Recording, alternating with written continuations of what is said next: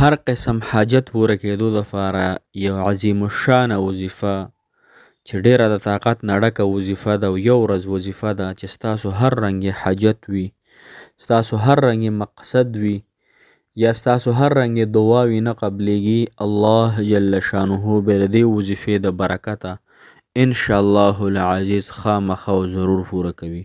لہذا دا وظیفه د یوې ورځ وظیفه ده، دا وظیفه خامخا تاسو وکړئ انشاءالله الله تعالی به ستاسو هر رنګې هغه مشکل او سخت حاجت د خپل هغې دربار نه پوره کړي چې کم دربار کې نه کمی راځي نه به پکې چېرته کې راشي، بلکې الله تعالی خوشحالیږي چې مانه بنده بار بار غواړي، نو الله تعالی ورته ورکړه کوي. السلام علیکم ورحمت الله وبرکاته.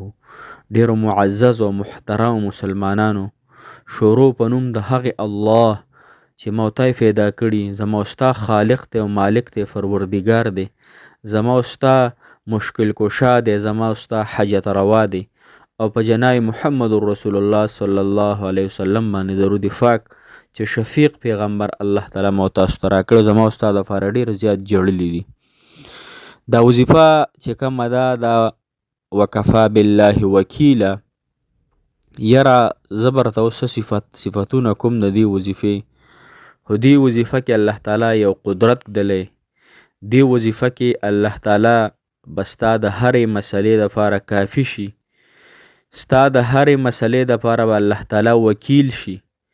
ګوره مثال په طور چې انسان ځان له په دنیا کې څه مقدمه یي که نه، یا د جیل مسله وي یا د هر څنګ مسله درته پیښه شي، نو دی ګوري چې ځان له یو او دا مسله د عدالت ته حواله شي، نو دی ځان له دا کوشش کوي چې ځان له داسې یو وکیل وګورم چې هغه ډېر تکړه وي، هغه وکیل ډېر چالاکه وي، هغه وکیل ډېر تجربه کاره وي، هغه وکیل د کمال نه ډکې خبرو کولو واله وي، نو د هغې وکیل په برکت سره به زه دا مقدمه وګټم. دا هر سړي باندې راځي، الله تعالی ټول مسلمانان د دې مقدمو نه وساتي، لیکن دا مې ته یو مثال درکو. لیکن الله تعالی چې د کم انسان وکیل شي د هغه نه بهترین ذات نشته دی، د الله جل شانه نه بهترین وکیل نشته دی، د الله تعالی د ذات نه بهترین هغه پوهه رب نشته دی، د الله تعالی نه ما سوا بل داسې قدرت والا نشته چې زما او ستاسو حاجات پوره کړي، زما او ستا دا مقدمه لړو کړي. مسلمانان وروڼو، انشاءالله چې الله تعالی به په دې وظیفې په برکت سره زما او ستا هر رنګې حاجت او مقصد پوره کوي. لہذا دا وظیفه تاسو خامخا ضرور په خپل زندګۍ کې شامل حال وګرځولی کوي. اوس وظیفې سیټ ته ځو چې وظیفه یو ورځ ده او زموږ حاجت ډېر زیات غټ دی، نو دا یو ورځ وظیفه د هغې حاجت دپاره ده کوم چې نارمل حاجت وي، مطلب ستا پیسو ته ضرورت دی، وی چې الله تعالی زما دا پیسې ماته مهیا کړي، یا زه یو داسې بل داسې وړوکی شان کار دی چې هغه نه په شاپارستونو کېږي نه په بل څه کېږي، بلکې الله تعالی د ذات نه به الله تعالی په قدرت سره به کېږي، نو دا د هغې وړوکي کار دپاره وکفا بالله وکیله وظیفه ده. دا وظیفه به تاسو د مازدیګر د لمونځ نه پس کوئ، خو چې کله اذانونه وشي فوراً به جومات ته زنانه په کور کې کوي او نارینه په جومات کې کوي. چې څنګه اذان وشي نو لومبی به 2 رکعتې صلات حاجت مونځ وکړي. صلات حاجت مونځ دې وکړو، په لومبي رکعت کې به قل یا ایها الکافرون صورت وي، په 2م رکعت کې به قل هو الله احد وي، زنانه په کور کې نارینه په جوماتونو کې. د هغې نه پس به مونځ وشي، د مونځ نه پس به بیا په خپل ځای باندې کښېنې او 21 مرتبه درود ابراهیمي وي، هغه درود کم چې موږ په مانځه کې وایو 21 کرته به ووایې. د 21 کرتو نه پسه مسلمانان وروڼو تاسو په هغه ځای باندې ناست دی، خوځئ را خوځئ به نه، مطلب خبرې به چا سره نه کوئ، قبلې ته مخ وي، او تاسو به دا وظیفه وکفا بالله وکیله وکفا بالله وکیله دا به تاسو ووایئ 314 مرتبه، او د هغې نه پس به 21 کرته بیا درود ابراهیمي ووایئ، ښه بل درود به نه وایئ.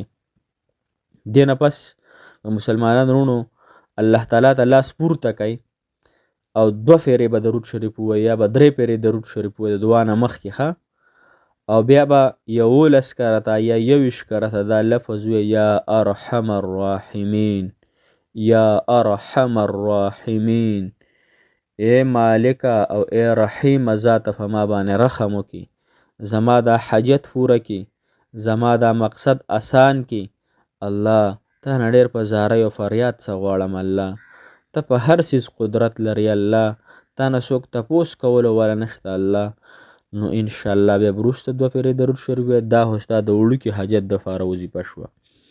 اوس کو ته وایې چې زما یو ناممکن حاجت دی، د کاروبار دی، رشته ده، نه روانېږي، مسلې راته ډېرې دي، نو بیا د هغې دپاره مسلمانان وروڼو دا وظیفه تاسو 3 ورځې کوئ یا به 7 ورځې کوئ یا به مسلسل دی 41 ورځې کوئ. اخري ټارګټ او اخري حد چې دی دا 41 ورځې دی. د هغې طریقه جدا ده. هغې طریقه دا د مسلمانانو چې دا وظیفه به تاسو بیا د ماسخوتن د مانځه نه پس کوئ. د ماسخوتن د مانځه نه پس به یې کوئ او دې نه به مخکې چې دی نو 2 رکعاته صلات حاجت مونځ کوئ. څنګه چې ما ورته مخکې وښودو، لومړي رکعت کې قل یا ایها الکافرون، دویم کې قل هو الله احد. صحیح شوه.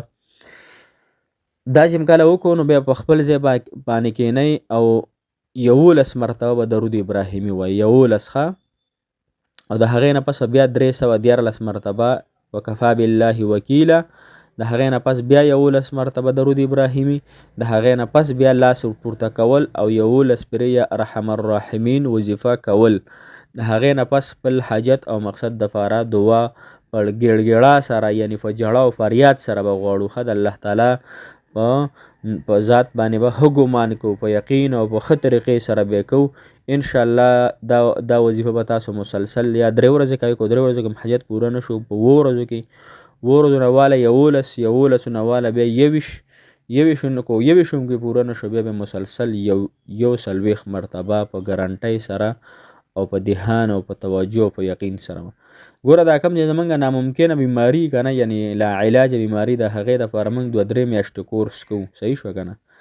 نو مسلمانان وروڼو د دې حاجتونو دپاره هم دا وظیفه تاسو کم از کم 41 ورځو پورې وکړئ. ښه. الله تعالی به انشاءالله ستاسو حاجت پوره کړي او ستاسو پریشانی به انشاءالله ختمه کړي. الله تعالی راته همیشه دپاره خوشحاله و آباد تر و تازه کامیاب لره. الله تعالی ستاسو تمام حاجتونو د هغې دربار نه پوره کړي کوم دربار کې چې کمی نشته. او الله تعالی د ټولو مسافرو نه راضي شي. الله تعالی د ټولو مسافرو حامی او ناصر مددگار شي. جزاک الله خیر، احسن الجزاء فی الدنیا.